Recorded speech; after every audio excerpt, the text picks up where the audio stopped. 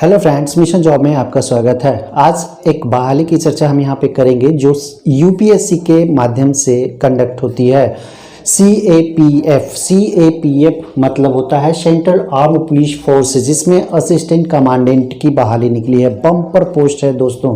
Bumper इसलिए क्योंकि assistant commandant की एक बार इतनी सारी बहाली है।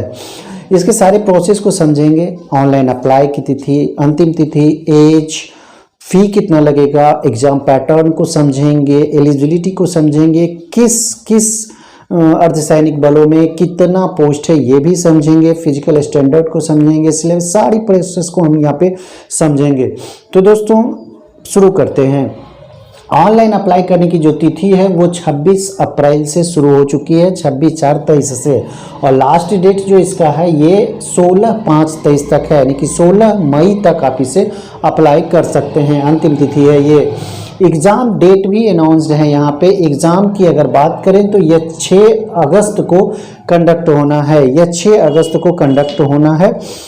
इसकी सारी प्रक्रिया को आगे हम समझेंगे। उससे पहले हम फ़ी देख लें। फ़ी इसमें 200 रुपये लगने हैं यूआर, ओबीसी और ईडब्ल्यूएस के लिए 200 रुपये, और बाकी जैसे एससी है, एसटी और फीमेल के लिए एक भी फी नहीं देना है, फी नील है।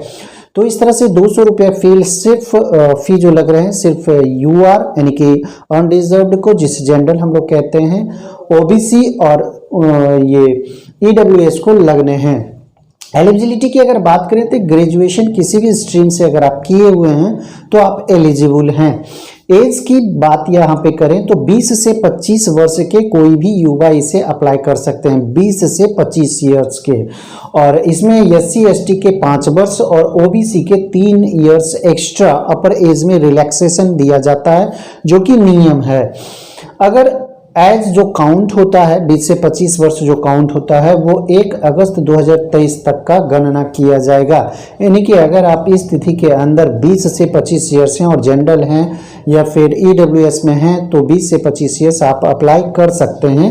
एससी एसटी में 5 वर्ष जोड़ लें यानी कि 30 वर्षों तक, और ओबीसी में 3 वर्ष यानी कि 28 वर्षों तक आप इसे अप्लाई कर सकते हैं। टोटल पोस्ट की अगर बात करें तो 322 पदों पर इसमें बहाली होनी है। 322 टोटल संख्या है जो असिस्टेंट कमांडेंट का है। बम पर बहाली है दोस्तों। एक एक करके यहाँ पे देखेंगे डिपार्टमेंट और नंबर ऑफ पोस्ट की।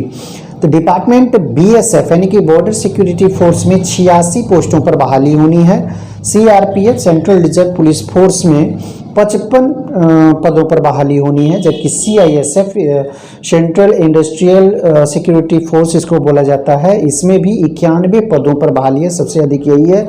एसएसबी सशस्त्र सीमा बल में भी 60 पदों पर बहाली होनी है। ITBP Indo Tibet border police, इसमें भी 30 पद पर बहाली होनी है। तो अच्छा खासा पोस्ट है यहाँ पे। 322 पदों पर असिस्टेंट कमांडेंट की बहाली है। बहुत अच्छा जॉब है ये।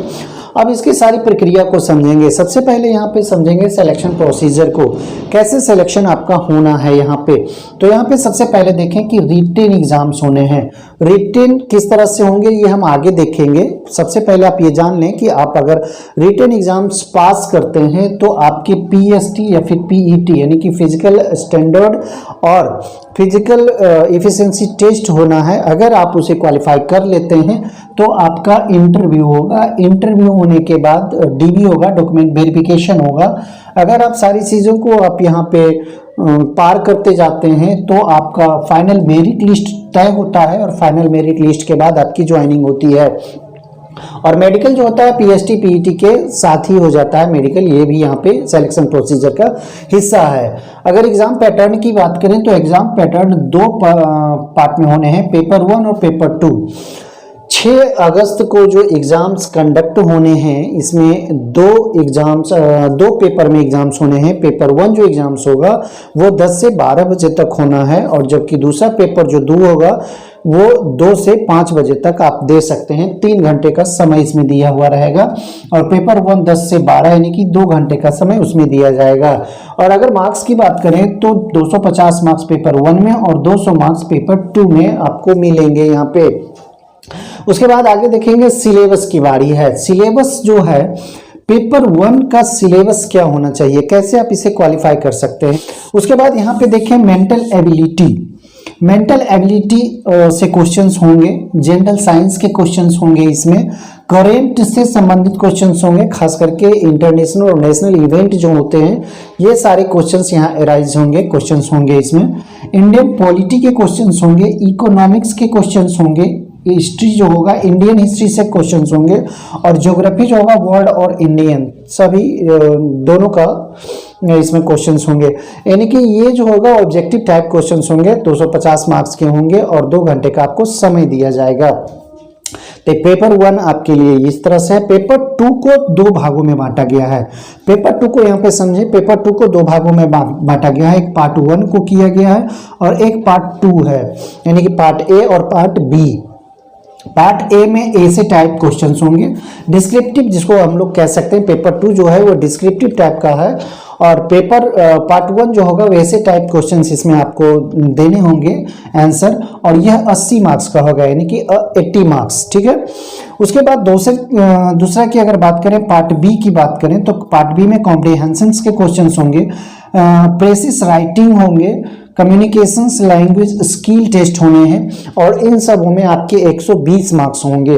तो पेपर 2 जो होगा उसको 2 भागों में बांटा गया, पार्ट 1 और पार्ट बी, यानी कि पार्ट ए पार्ट बी। और पार्ट ए में ऐसे टाइप क्वेश्चंस होंगे 80 नंबर के, और पार्ट बी में comprehension, precious writing, communication language skill and इस तरह के क्वेश्चंस होंगे, 120 मार्क्स के होंगे। फिजिकल स्टैंडर्ड की यहाँ पे बात कर लें। फिजिकल स्टैंडर्ड में अगर आप मेल हैं और 165 सेंटीमीटर के हैं, फीमेल हैं 157 सेंटीमीटर के हैं, यानी कि ऊंचाई की बात हम कर रहे हैं, तो आप एलिजिबल हैं असिस्टेंट कमांडेंट के एक फॉर्म अप्लाई करने के लिए। चेस्ट आपके जो नापे जाएंगे वो मिनिमम 81 होनी चाहिए और एक्सपेंशन करके 86 सेंटीमीटर होने चाहिए, जबकि नॉट एप्लीकेबल है, इसमें फीमेल को जरूरत नहीं है। तो इस तरह से फिजिकल स्टैंडर्ड आपने देखा। रनिंग की अगर बात करें तो रनिंग 2 तरह के होंगे, एक 100 मीटर के, एक 800 मीटर के। तो 100 मीटर के जो रनिंग होंगे मेल को 16 सेकेंड में पूरे करने होंगे, जबकि फीमेल को वही 100 मीटर 18 सेकेंड में पूरा करने होंगे। तो इस तरह से 100 मीटर को क्वालिफाई करना होगा। उसके बाद 800 मीटर आपके लिए रन होगा, जिसमें आप 3.25 मिनट में, यानी कि 3 मिनट 45 सेकेंड में मेल के लिए है दौड़ पूरे करने होंगे, जबकि फीमेल वही 800 मीटर 4 मिनट 45 सेकेंड में दौड़ पूरे करेंगे।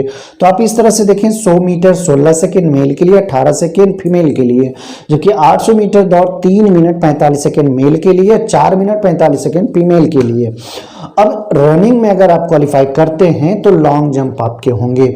लॉन्ग जंप जो होगा 3.5 यानी कि 3.5 मीटर आपको लॉन्ग जंप फाड़ने होंगे मेल के लिए, और इसमें आपको 3 चांस मिलेंगे। 3 चांस में आपको लॉन्ग जंप क्लियर करना होगा।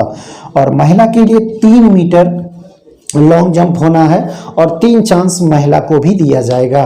उसके बाद शॉर्ट पुट यानी कि गोला फेंक की बारी आती है। तो गोला फेंक में 7 किलो 260 ग्राम का ये गोला होगा, 7 किलो 260 ग्राम का गोला होगा, और इसे 4.5 मीटर तक आपको फेंकना होगा गोला को। तो गोला इतना वजनी होगा, और ये सिर्फ मेल के लिए, फीमेल के लिए शॉर्ट पुट नहीं है। तो दोस्तों आपने सारी प्रोसेस को यहाँ पे समझ लिया। असिस्टेंट कमांडेंट की अच्छी खासी बहाली है, इसे आप कैसे क्लियर करें ये आपको समझ में आ गए होंगे। रिटन टेस्ट आप क्वालिफाई करते हैं, और इंटरव्यू का जो मार्क्स होगा वो आपके मेरिट बनाने में सहायक होगा। और फिजिकल स्टैंडर्ड या पीईटी जो इसको हम लोग कहते हैं वो सिर्फ आपके क्वालिफाइंग मार्क्स के होंगे। दोस्तों अगर वीडियो अच्छा लगे तो लाइक जरूर करें, दोस्तों को शेयर करना ना भूलें। धन्यवाद।